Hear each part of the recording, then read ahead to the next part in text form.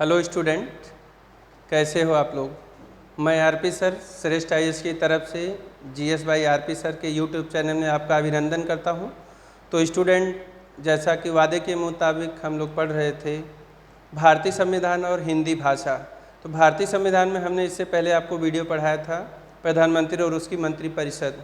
तो स्टूडेंट, मैं उम्मीद करता हूँ कि आप लोगों ने इसको अच्छे से पढ़ा होगा और समझा होगा।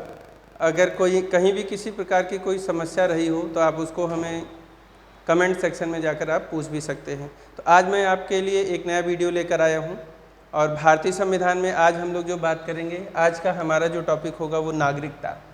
तो देखिए स्टूडेंट, सबसे पहले अगर हम लोग नागरिकता की बात करें तो नागरिकता है क्या।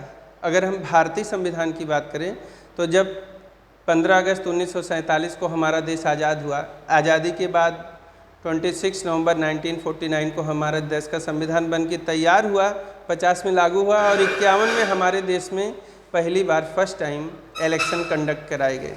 तो जब इलेक्शन कंडक्ट कराए गए, लैंड का डिवाइडेशन हुआ, बंटवारा हुआ, तो उसमें एक समस्या आई कि कौन ऐसा व्यक्ति है जो भारत का नागरिक बने या किसको नागरिकता प्रदान की जाए। तो नागरिकता के संबंध में हम आज बात करेंगे और यही आज का हमारा संदर्भ है।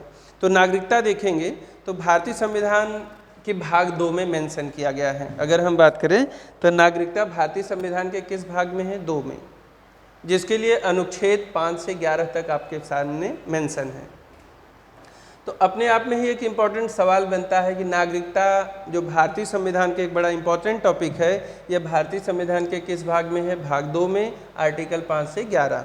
तो सबसे पहले हम लोग इसको एक टिप्स के माध्यम से जानते हैं। कई बार नागरिकता को लेकर बड़ी एक समस्या स्टूडेंट में रहती है, सर नागरिकता बड़ा क्रिटिकल पॉइंट बनता है और हमारा एग्जाम में हिट हम लोग नहीं कर पाते।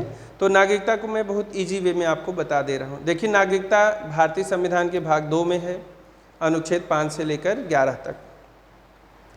एक बात क्लियर, आर्टिकल 5 में क्या है मैं आपको एकदम इजी वे में बता रहा हूँ। जब आप बेयर एक्ट पढ़ते हैं तो उसमें थोड़ा सा भाषाएं क्रिटिकल हो जाती हैं, तो थोड़ी समस्या स्टूडेंट को आती है। मैं आपको एकदम इजी वे में बताऊंगा। आर्टिकल 5 में है संविधान के प्रारंभ पर नागरिकता। अगर हम देखें तो एक जो सामान्य विद्यार्थी होगा उसको यहाँ पर समझने में एक समस्या आ जाएगी कि संविधान के प्रारंभ पर नागरिकता। बहुत जो जनरल विद्यार्थी होते हैं उन्हें एक दिक्कत आती है कि यार संविधान के प्रारंभ पर, तो संविधान का प्रारंभ वो कई बार इजी वे में नहीं समझ पाते हैं। तो संविधान का प्रारंभ मीन्स 26 जनवरी 1950, 1950। अगर हम बात करें तो 26 संविधान के प्रारंभ से तात्पर्य 26 जनवरी सन 1950। तो 26 जनवरी सन 1950 को इस संविधान के प्रारंभ पर प्रत्येक व्यक्ति जिसका भारत के राज्य क्षेत्र में अधिवास है, ऐसा व्यक्ति भारत का नागरिक, यानी संविधान के प्रारंभ पर हर वह व्यक्ति भारत का नागरिक माना जाएगा जो आर्टिकल 5 में दिए गए पॉइंट्स को, बिंदुओं को फुलफिल करता है। जैसे कि ये सबसे पहले अगर हम बात करें तो कौन व्यक्ति भारत का नागरिक होगा आर्टिकल 5 के अनुसार? जिसका भारत में अधिवास हो, यानी निवास क्षेत्र हो, भारत में इसका क्या हो? मूल निवास हो। दूसरा पॉइंट है जो भारत के राज्य क्षेत्र में जन्मा था, या तो वह व्यक्ति खुद जन्मा हो, भाई जिसका अधिवास हो उसका या तो उसका खुद जन्मा हो, या उसके माता पिता में से किसी का जन्म हुआ हो, या तो माता का जन्म हुआ हो या पिता का जन्म हुआ हो। तो ऐसा, या तो वह खुद जन्मा हो तो भारत का नागरिक माना जाएगा, यदि वह नहीं जन्मा है तो उसके माता या पिता किसी एक में से जन्म हुआ है तो भी वह व्यक्ति भारत का नागरिक माना जाएगा। तीसरा पॉइंट है इसमें कि जो ऐसे प्रारंभ से ठीक पहले कम से कम 5 वर्ष तक भारत के राज्य क्षेत्र में मामूली तौर पर, ध्यान दीजिएगा, मामूली तौर का मतलब होता है यानी 5 वर्ष तक वह मामूली तौर पर भारत का निवासी हो, यानी कि वह 5 वर्ष तक भारत में रह रहा हो। मामूली तौर का मतलब है 182 डेज, यानी 365 दिनों में से 365 डेज में से 182 दिन वह हर 5 वर्ष तक क्या है? भारत का नागरिक रहा हो। यानी 365 दिन में उसको 182 दिन भारत में रहना कंपलसरी है। और ऐसी प्रक्रिया अगर वह 5 वर्ष तक लगातार करता है तो ऐसा व्यक्ति आर्टिकल 5 के तहत भारत का नागरिक माना जाएगा। सरल वे में मैं आपको बताता हूँ। तो आर्टिकल 5 के अनुसार कौन व्यक्ति भारत का नागरिक होगा? सीधी सी बात है, जो भारत में खुद जन्मा हो, वह जन्मा हो, या वह न जन्मा हो तो उसके माता या पिता में से किसी एक का जन्म हुआ हो, या वह लगातार 5 वर्ष तक भारत में मामूली तौर पर निवासी हो। तो इजी वे में बात करें तो आर्टिकल 5 कहता है कि कौन व्यक्ति भारत का नागरिक होगा? जिसका भारत में अधिवास हो या खुद जन्मा हो। 6 में क्या है? आर्टिकल 6 में अगर हम बात करें तो पाकिस्तान से प्रव्रजन करने वाले कुछ व्यक्तियों के नागरिकता के अधिकार, यानी ऐसा व्यक्ति जो पाकिस्तान से प्रव्रजन करके भारत में आया है वह व्यक्ति भी भारत का नागरिक समझा। मान लीजिए बंटवारा हुआ, भूखंड डिवाइड हुआ, भूखंड डिवाइड होने के कारण वह व्यक्ति जो पाकिस्तान को पसंद नहीं करता था, लेकिन भूखंड डिवाइड होने की वजह से वह उधर चला गया, अब वह भारत आना चाहता है, तो आर्टिकल 7 के अनुसार यदि वह पाकिस्तान से आकर भारत में रहना चाहता है तो ऐसा व्यक्ति भी भारत का नागरिक माना जाएगा।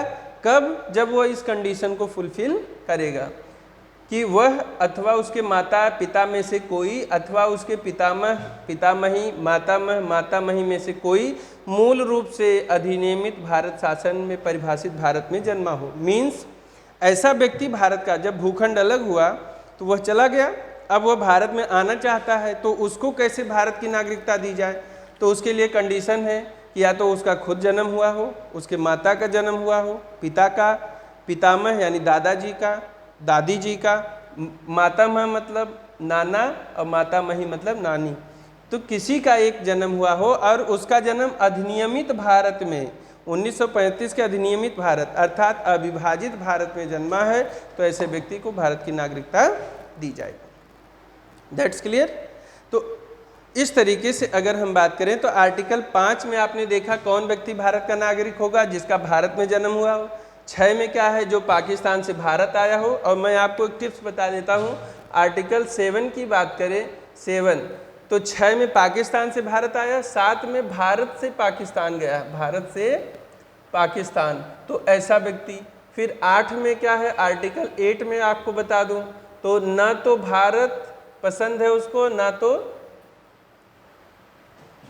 पाकिस्तान, कहीं और चला गया, कहीं और का मतलब किसी दूसरे स्थान को उसने पसंदीदा स्थान बताया, तो ऐसा व्यक्ति भारत का नागरिक समझा जाएगा। लेकिन उसके लिए कंडीशन क्या है? आर्टिकल 8 में वह व्यक्ति जो ना तो भारत को पसंद किया, ना ना पाकिस्तान को, अब वह कनाडा में रह रहा हो लेकिन अब वह भारत आके रहना चाहता हो, तो ऐसा व्यक्ति भारत का नागरिक तब माना जाएगा 8 के अनुसार जब वह वहीं के दूतावास में, उसी विदेशी दूतावास में जो भारत का दूतावास होगा वहाँ पे वह पंजीकरण कराएगा और पंजीकरण के माध्यम से वह नागरिकता ले सकता है आर्टिकल 8 के अनुसार। 9 में क्या है?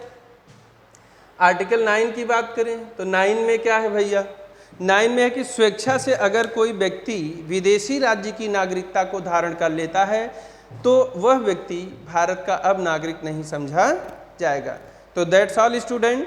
और मैं आपको बताऊं, नागरिकता पढ़िए, अच्छे से पढ़िए, अगर नहीं समझ में आता है कमेंट सेक्शन में जाकर पूछिए। स्टूडेंट मैं आपसे फिर कहूँगा कि आप लोग वीडियो को देखिए, पूरा देखिए, वीडियो को लाइक करो, बेल आइकन दबाना ना भूलें, सब्सक्राइब करिए, शेयर करिए, साथ ही साथ अपने खुद भी सीखिए और अपने साथ के बच्चों के पास भी ये वीडियो भेजिए। जो दूर दराज के बच्चे हैं जो गाज़ियाबाद में नहीं आ पा रहे हैं तो कम से कम वो इस वीडियो को देखें, इससे भी काफ़ी हद तक उनको मदद मिलेगी। तो दैट्स ऑल स्टूडेंट। अगली वीडियो में नागरिकता की ये फर्स्ट पार्ट है, सेकेंड पार्ट में हम देखेंगे और भी जो बचा हुआ है उसको हम कंप्लीट कराएंगे। तो नेक्स्ट वीडियो के लिए आप वेट करिए और इसको पढ़िए। धन्यवाद।